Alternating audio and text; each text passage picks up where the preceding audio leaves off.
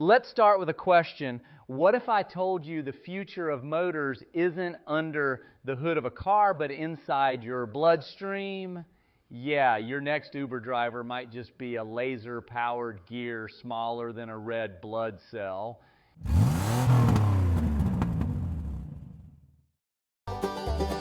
Never fear, America.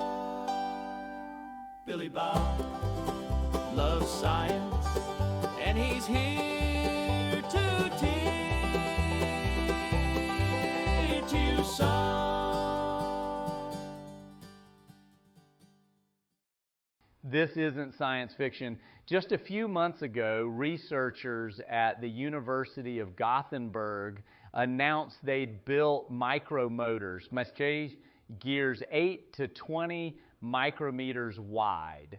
For reference, that's thinner than a human hair, and instead of plugging them in, they just shine a laser. Boom, rotation. Direction, change the polarization of the light. Speed, crank up the intensity, is like NASCAR, but with photons.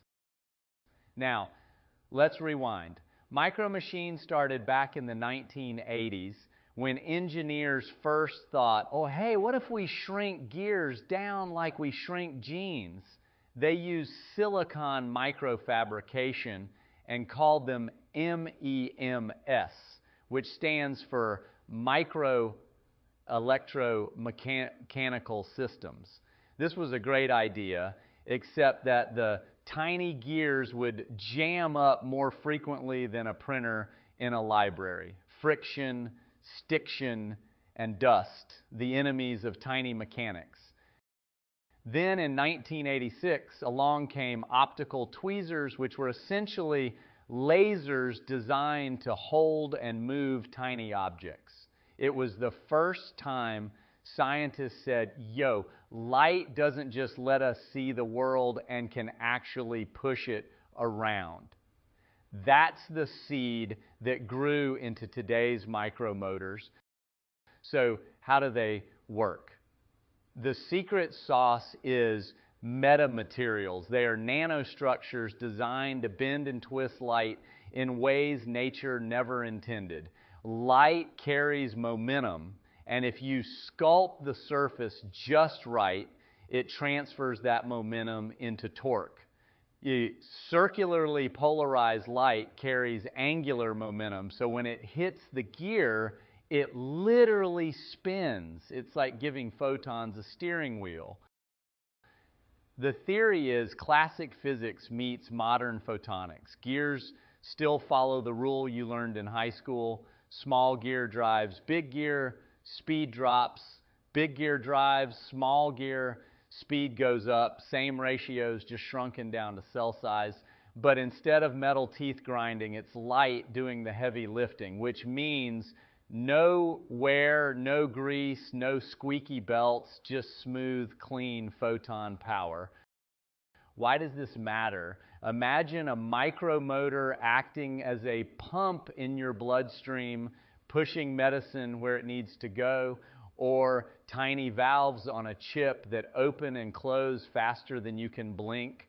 They even made micro mirrors that bounce light around like miniature disco balls.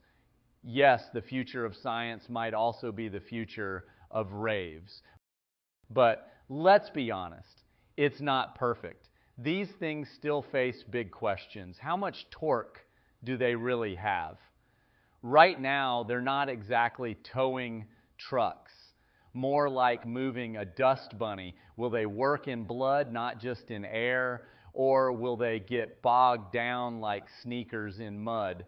And how long before one of these little gears wears out, or worse, throws a check engine light in your left ventricle?